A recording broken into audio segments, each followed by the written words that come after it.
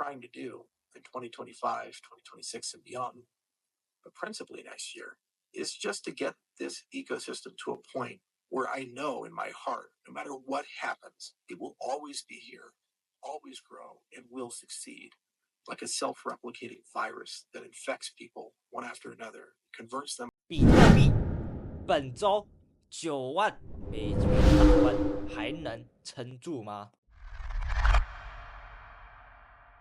现在 Bybit 有个活动，你只要点击我影片下方的 Bybit 注册连结，注册并且 KYC 入金100U，就可以来领取我们500U 的合约空头仓位。比特币本周90000美元大关，还能撑住吗？我们从比特币的日线盘面来看，我们可以发现，在上一波的反弹，其实就是来向上来填补到我们上方的失衡区的缺口。我们把图表放得更大来看，它就是向上插了一点点的针，就马上做了一个受阻回落的动作。然后在上周，我们把这个低点的流线做一个列取，随后在星期五和周末的时候，迎来了一波小小的反弹。这个反弹的幅度也没有说到很大，刚好就是来填补到我们这上方的日线第一个失衡区。对此，我个人对盘面的看法，我会把它当做我们的行情是在向下打掉这个低点流动性之后，反弹到失衡区，当前是已经出现受阻回落的情况出现，所以说我认为本周极大有可能会来向下来把这个低点做一个流动性列取的动作，所以说我非常不建议在此时此刻去抄底做多，我个人一定会等到它向下来把这一个低点做一个跌破之后收回，再尝试进场多单。这是我对比特币目前的行情看法。那我们把视角切换到艾达，我们可以发现，艾达在上一周它刚好是来向下填补到我们这个日线的失衡区，并且也是刚好符合我们斐波那契0.618的回调位。但是现阶段，我个人也是不建议去尝试做一张多单。为什么？因为我们可以发现，它来向下填补完失衡区反弹之后，已经有来向上来填补到我们这个上方的失衡区了。所以我认为，如果你没有在这时候去尝试进场多单的话，此时此刻也是非常不建议去进场做多单的。对此，我个人会留意的是，艾达它有没有机会形成一个潜在的收敛行情，之后再看有没有机会向下来回调到这个三角收敛的下边缘，之后再尝试左侧进场做一张多单。这是我会期待的艾达币后续的行情走势。In any event, it was a great moment for us as an ecosystem.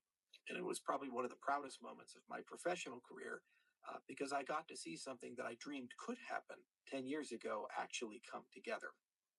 In 2025, we have some challenges. And those challenges are going to be that we have to fully decentralize the governance of Cardano. And every one of the founding entities, institutions, and people who've been intimately involved have different viewpoints and different concepts of that decentralization. For my part, I always believe that the key is to build members-based institutions and on-chain government, get them working well together, and make sure that all of the roles of significance are elected, and constrain them by the rule of law. Algorithmic law, first and foremost, because that is the strongest, and constitutional law, second, by and for the people who use Cardano and own ADA on a daily basis. Others feel that there needs to be a longer transition period, and there needs to be institutions that are there to hold people accountable, but are not subject to the democratic whims and will of the ecosystem. This is antithetical to everything I stand for, because at what point do those institutions become self-serving and instead of dissolving themselves and allowing the democratic mandate to take over? We're running into this with the U.S. government right now. We have a fourth branch of government. While judges are appointed or elected, legislators are elected, and the president's elected, the vast majority of people that work for the federal government are not. They're hired, and for life, they stay in roles and accumulate enormous amounts of power over our day-to-day lives. In fact, we've become so bureaucratic and over-legalized. Many people have written books and read books like felonies a day, 4 felonies a day, or something like that, where we actually commit lots of crimes inadvertently because the legal code is so complicated. I think we have about 1 million pages of tax code at this point. Take a lifetime, a physical human lifetime, to fully read and understand all of it. It's not a just society. It's an overly bureaucratic one, and you can't vote your way out of it because the bureaucracy tends not to listen to the elected officials anymore. It's just a ceremony, not a compulsion. So my goal was to make sure that Cardano never got into that state. From the very beginning, we had a tripartite structure. So when I flew to Japan in February of 2015, and I discussed with the Japanese who wanted to build the Ethereum of Japan, there was a lot of discussion in the early days about governance. First and foremost, all of the governance failures that we see today are indirectly or directly my fault, because I was the person who took the time to think about the tripartite structure and made the recommendations to view it the way it is. I was young, and I didn't fully appreciate or understand how complicated and serpentine and difficult governance can be. We were the protocol architects. I built a great technology company. For better or worse, we aggregated one of the largest groups of scientists, formal methods engineers, and software engineers in the history of our industry. We've written hundreds of papers, we've written millions of lines of code, and we've built something that truly stands the test of time. For 7 years, Cardano has been running 24 hours a day, 7 days a week, under constant attack, technological and social. Yet it's still here. It's still in the top 10. It still has value. It still has a community. And I'm proud of that. Yes, we've made many mistakes on the roadmap about what to prioritize and not to prioritize, and when and how to listen to young and very brilliant community members. And I personally felt the sting of those mistakes and those missteps. There were many things we should have done differently. And had I had the experience that I had today, there would be no contest. We would have done those things differently. It's just code and momentum. It tends to encapsulate the decisions of the past. And even if you want to change, you can't change instantly. It takes time because you have to preserve and protect what you've already created and what people rely upon. From the exchanges to the stake pool operators to the dApp developers who have also invested now countless thousands of hours of their time into building on top of what we have today, not what we aspire to have in the future. Emergo was to take the role of the ecosystem growth hacker. They were supposed to be the venture capitalist and the one that would go and act close to consensus as we could get. So they would build the alliances, they would bring growth and adoption, they'd focus in Asia initially, and then grow to Africa and eventually Europe and North America. And again, stronger controls could have been put into place and perhaps wiser people to help execute. And because we didn't execute as well as we should, many of you in the community have felt that it's been difficult to get listed on exchanges, to get venture capital, and ultimately the fair representation you deserve proportional to the time that you put in. There have been a lot of people throughout the years at Emergo who have put in enormous work. For example, Sebastian and Nico, who were the chief engineer and the CTO of Emergo, left and created DC Spark. And it's led to Flint and Paima and many amazing things. Manmeet Singh was the chief investment officer of Emergo and made some great investments while he was there. And I'm good friends with a lot of former and current Emergo employees. I truly do wish they could have been better, just like I wish I could have been better. But it is what it is, and we move forward. The CF has been the biggest anomaly because from the very beginning, it was started the wrong way. I brought in a person with the Japanese who helped us get everything started named Michael Parsons. And Michael brought his friends in, and we had an understanding that the CF would take care of governance functions and become a community-driven organization. He incorporated the first Cardano Foundation in the Isle of Man under the name the Digital Asset Foundation. The reason being is that the Isle of Man in 2015 passed a law to welcome distributed ledger technology, and it seemed like it was going to become a good jurisdiction to run and operate a very flexible cryptocurrency blockchain foundation. From the very beginning, there were problems in the relationship. Basic things that we needed to get done, governance things, membership participation, allowing people in the community to come and vote on board members, were not getting done. And it culminated to a point where it became clear that those principles did not align with what the ecosystem wanted to have. This led to the creation of the Guardians of Cardano. And they, plus many others in the community, ousted the Cardano Foundation board through social pressure alone. That board ended up being replaced by a majority led by Emergo and Input-Output. We were interim and transitory board members. And what we decided to do was to relocate the foundation then, which was in Switzerland. Parsons moved it from Isle of Man to Switzerland using MME partners, to the United States to set up what would have been Intersect today. The Swiss government stepped in, liquidated the entire board, and appointed Swiss board members who are not members of our community. To this day, those board members are still in power. They then hired out the entire executive team and built the new foundation. And it's been challenging. I'm not going to lie, working with this new foundation at times.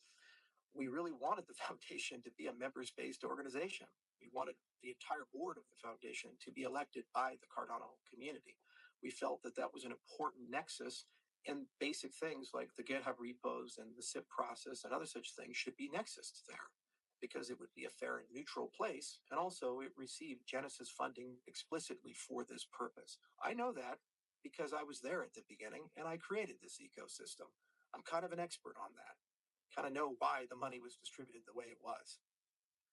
Instead, almost immediately, they said it's not possible to do under Swiss structure, usually citing ESA or some other regulator, and that the mandate of the foundation would be self-described, and they've published that.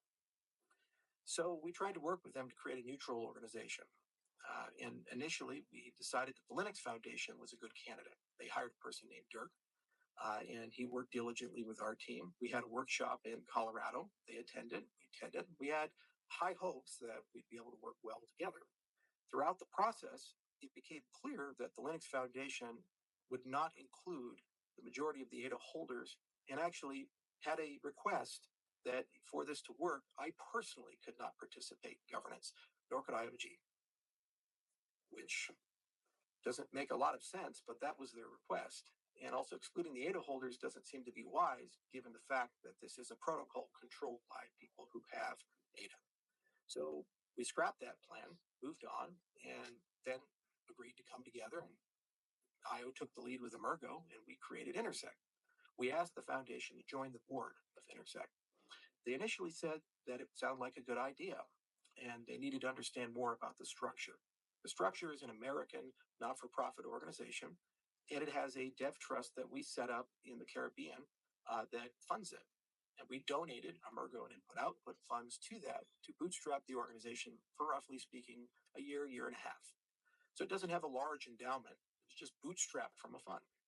They used the existence of this entity in the Caribbean as an excuse not to join at the board level. And after about 6 months, 9 months, it's hard to remember because things have been moving so quickly, they created Pragma, an alternative organization, which we asked to join, but fortunately, membership is not clear and it's closed at the moment, even though we do contribute to Aiken and have high hopes to contribute to the Rust node, given that we have many Rust developers because of partner chains, the incentivized testnet, and our legacy work in Cardano.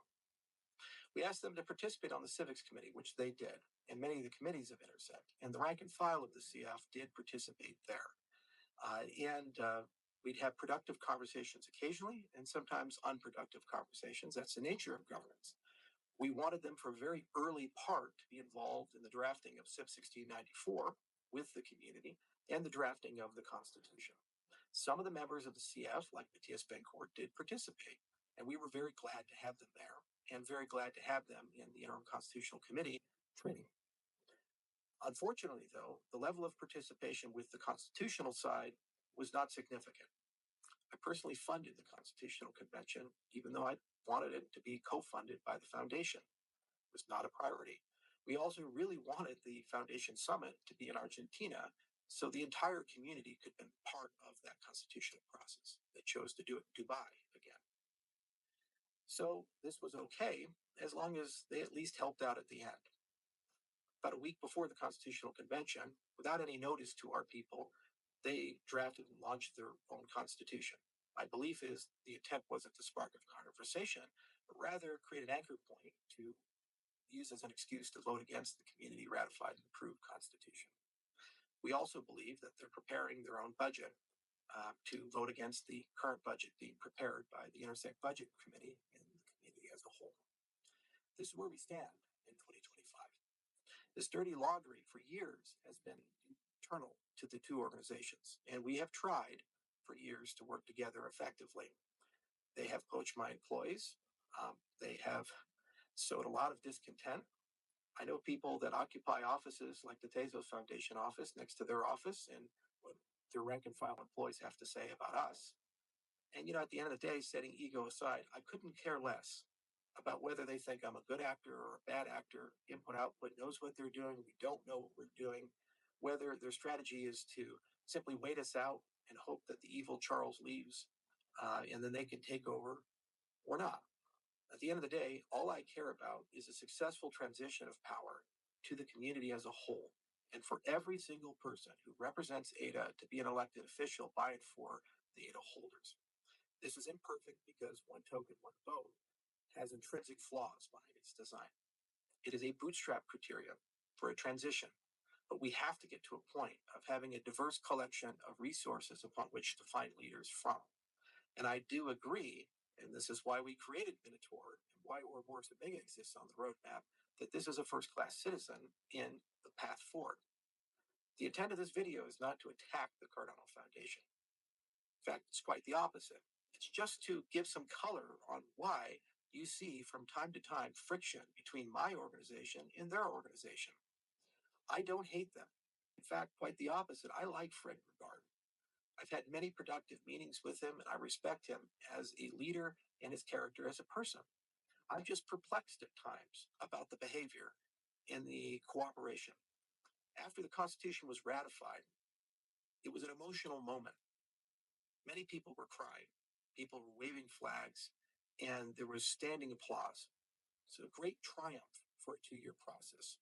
The only people in the room who weren't doing that was the CF delegation, who after the applause ended, rushed the stage to go and talk to Lloyd to express their discontent with the process and how they felt they were excluded from it, despite the fact that they were asked to be co-equal partners in this for over 2 years, starting with SIP 1694, when we launched the Age of Voltaire workshop in Edinburgh in 2022, all the way through to today.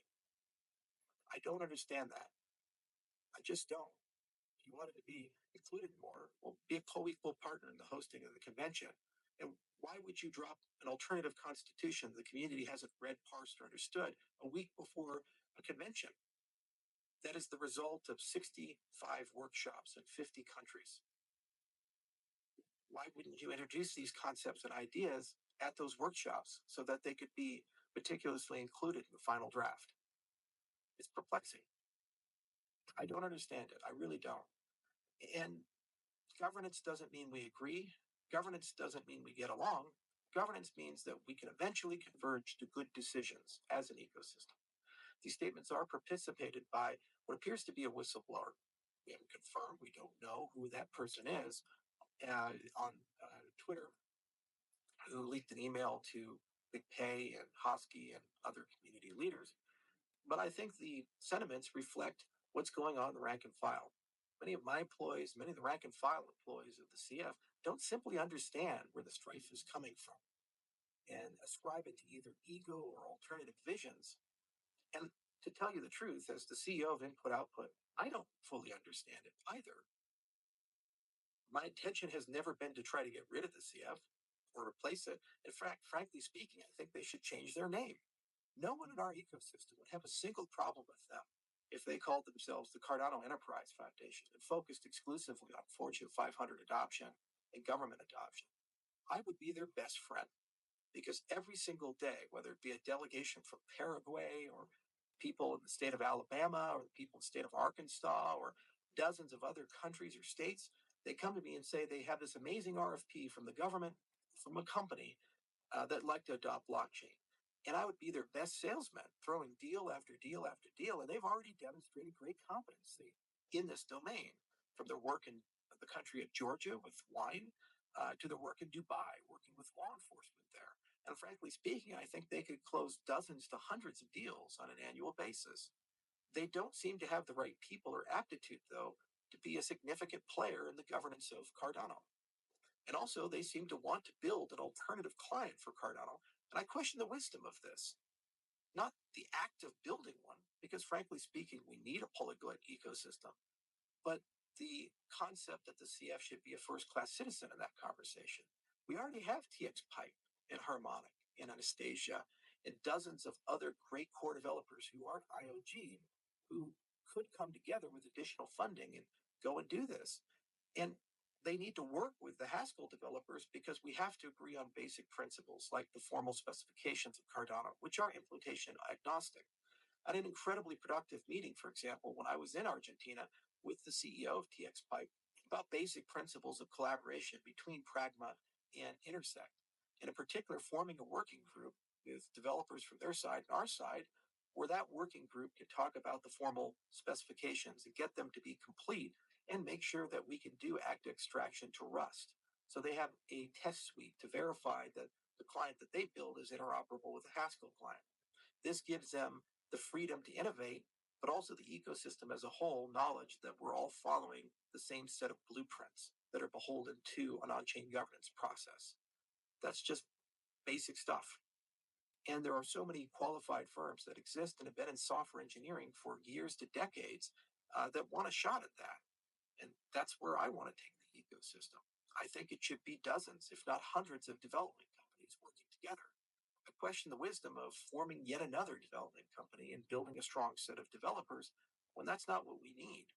We badly need adult supervision and basic things like the training and work of DREFs, getting more people to participate in on-chain voting. As we've seen with Catalyst, the CF is absolutely right when they say things like 180 million ADA shouldn't tip the scales when there's tens of billions of ADA in circulation.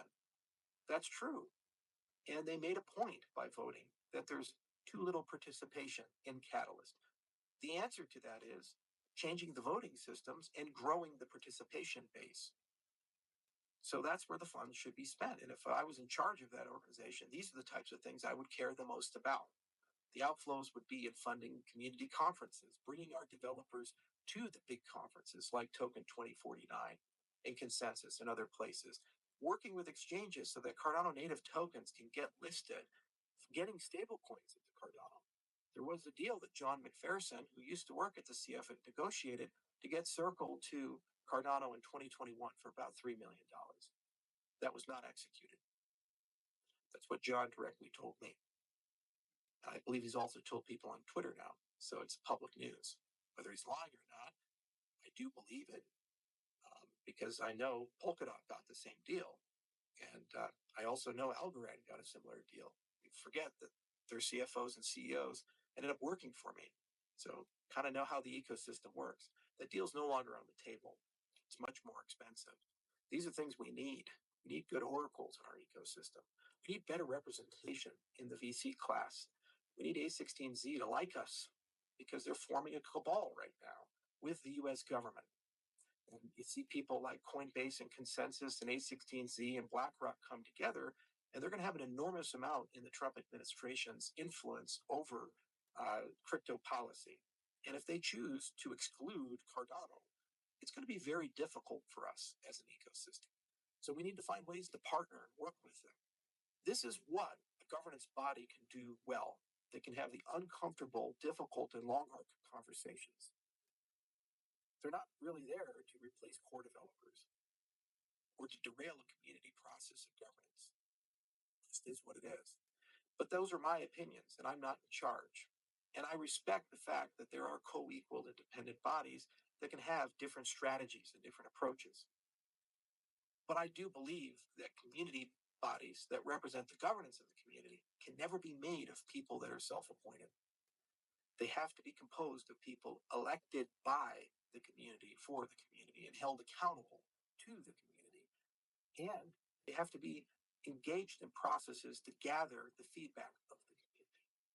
One of the magic things about SIP 1694 and the constitutional process is it didn't care about how much ADA you had. And the evidence for that is blatant.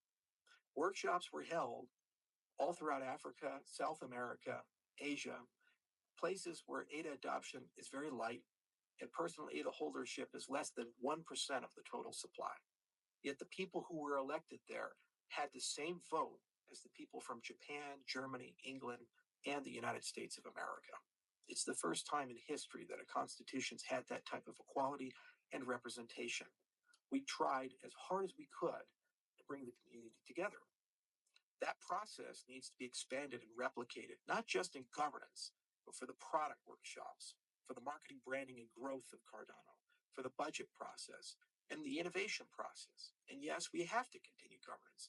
That means perpetually, it would be nice to run 5 workshop streams every single year across the world and grow from 50 to 100 countries, because the feedback we got was phenomenal. And if we could apply this to our ecosystem growth and to our product growth, it will mean that Cardano always has the best roadmap and the most wisdom behind where we want to go and how we want to get there. The cost for that is not cheap. It's about 5 to 10 million per year. But in the grand scheme of things, when we have a nearly $2 billion treasury and people spend $15 million to sponsor a football team, maybe, just maybe, we as an ecosystem could find the resources to do that. And I understand skepticism behind it, which is why governance entities exist, because they have enough endowment to make mistakes and try before we buy and create traditions and institutions that the community values. Why Emergo and Input Output stepped up and put in over $10 million of value to create Intersect and get it running.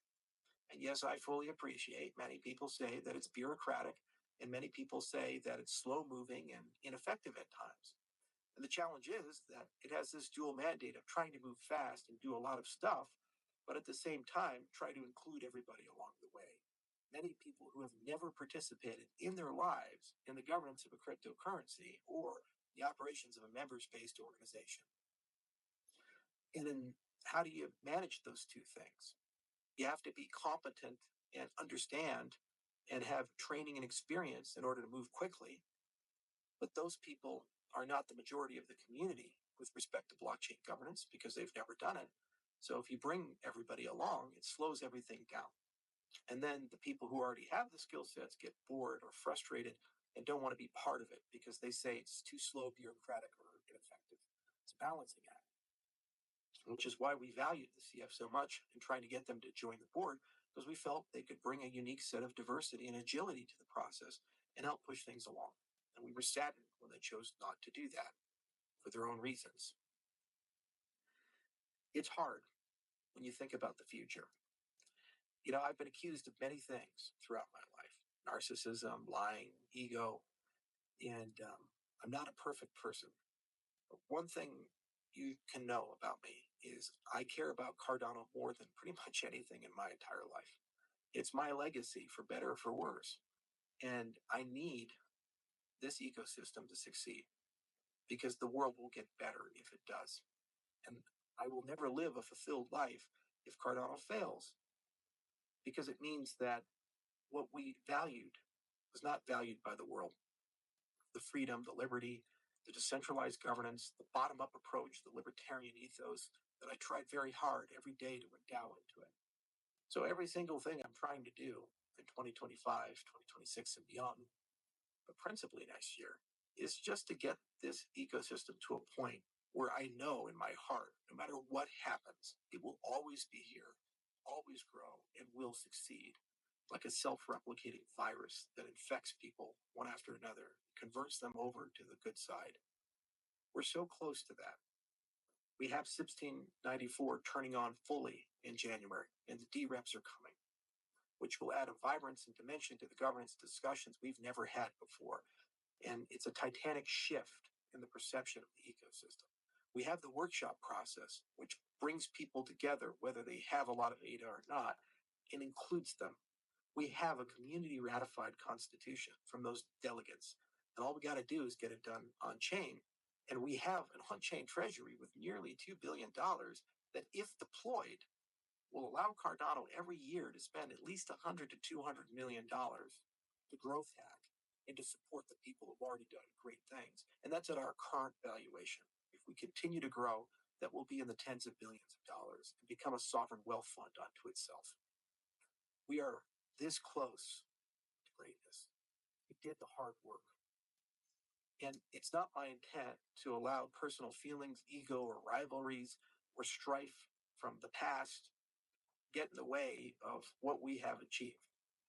I've tried really hard in the last few months to skew the drama and to heal old wounds and to let things go. I'm fully prepared for any necessary reset in 2025 and to take any role in the ecosystem. Because this is not about Charles Hoskinson or input-output.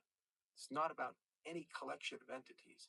This is about the protocol, Cardano, and where Cardano needs to go and how we get there as an ecosystem. I will never compromise on my belief that Cardano will only be successful if it includes as many voices as possible, and those voices have the legitimacy of democratic consent behind them and the constraints of constitutional algorithmic law. I will never deviate from that, and I will never accept a state of affairs where we, for years or decades, have to endure an unelected group of bureaucrats to control us. This is the current state of affairs in the United States of America.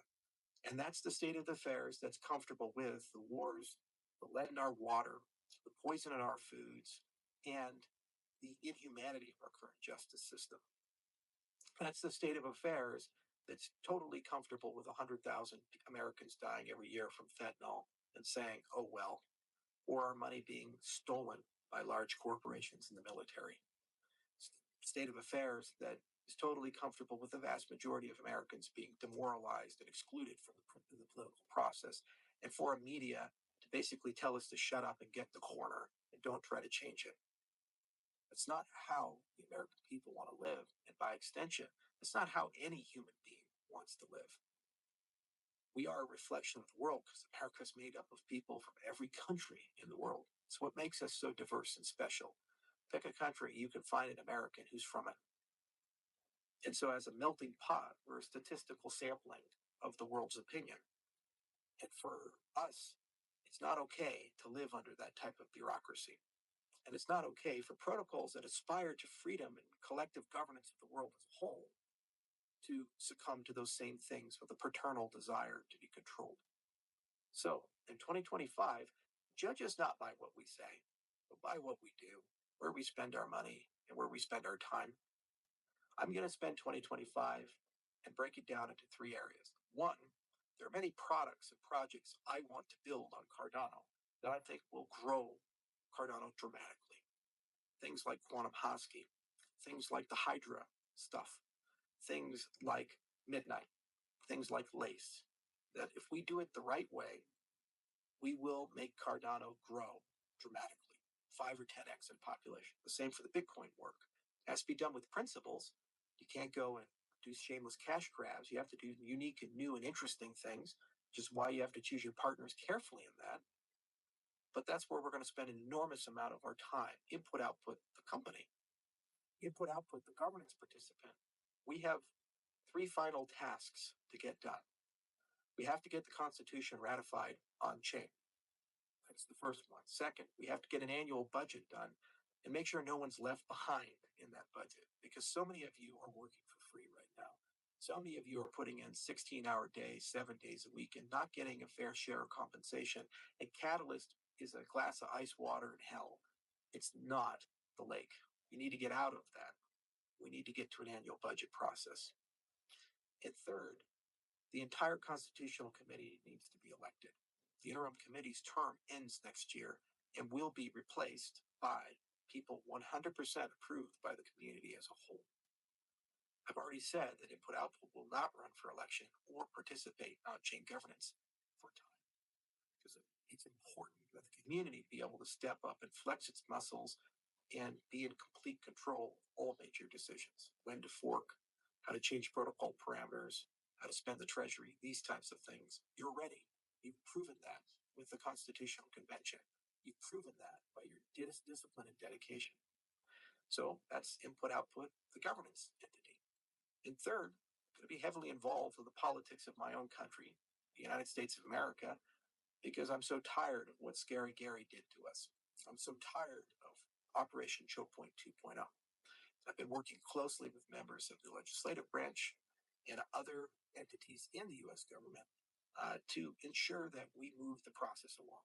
And I'm going to have to work with industry as a whole. I've already reached out to many industry leaders, from Brad Garlinghouse from Ripple. I'm going to be talking to the Hedera people here in a bit, Multiverse X, and so many others. And we just need to get everybody in the same tent and everybody drinking from the same fountain, so that we can get a law passed and we can move forward as an industry and not live in fear anymore, because it's been so hard for everybody.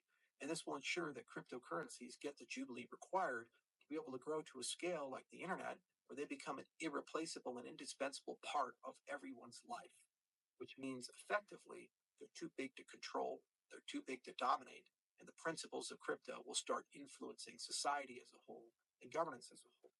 So that's how I'm going to spend my time. Any entity that will provide aid in this process and move us forward in this process is my friend. And any entity that tries to derail that process is not. It's not personal. It's just where my mind is at. I have a mission. We have to get things done. So I'm fully prepared and willing to work with the Solana Foundation. I'm fully prepared and willing to work with Vitalik and Ethereum. Fully prepared and willing to work with pretty much anyone. I'm bankless. I don't really care what they said and did in the past. I don't really care about what happened in 2015 or 16 or 17 or 18. It doesn't matter to me, because at the end of the day, I've just laid out what the goals are. And so every discussion is going to be, will this help us achieve these goals, launch these products, get governance moved forward? Or will this not? And if it doesn't, I don't have time for it. I really don't. That's just where we're at as an ecosystem. And we will continue moving forward as an ecosystem as a result, at least on the IoT side. Not going anywhere. I love all of you. I care about all of you. All of you matter. You're my friends. I never thought in my entire life I'd have a group of friends like this and as diverse as this. Never thought I'd belong to something like this. But here I am. I felt it and I saw it in so many of the workshops and Constitutional Convention, delegates coming up to me and telling me how much this means to them. I can't let you down. I'm not going to. I'm going to do my part in my effort and set any personal ego aside, any personal issue aside. And we will work together and we will find a way to move this ecosystem forward. I firmly believe Cardano's best days are ahead of it. I firmly believe Cardano will get where it needs to go. And I do believe 2025 is going to be a productive year, but it's going to have drama. It's going to have chaos. It's going to have problems. There's going to be fights and debates and ups and downs. And in the moment, people will get very passionate and say crazy things. In the moment, people will believe that perhaps we can't get there. But it's just like climbing a beautiful mountain. While you're climbing it, at some point you start to fatigue. And at some point you start believing perhaps you can't summit. You have to find the will to keep going. You have to find the will to keep pushing. And only after you find that will can you enjoy the summit. We're on the path. We've already climbed some of the most difficult parts. And we just have to finish and get to the summit. And that's what's going to happen in 2025. Voltaire will come fully alive. The community will be fully engaged. The budget will get ratified. The Constitution will get ratified. We will, as an ecosystem, do what we need to do. And then for my part, I can focus on mass adoption. I can focus on bringing the industry together and making sure Cardano is not left out of the conversation anymore. And we're no longer an island. but we're co-equal partner with the rest of the industry. And as the industry grows, we grow. That's where I want to be. So thanks for listening. It's a difficult video to make. I don't like airing all of these things, but I think it's reached an apex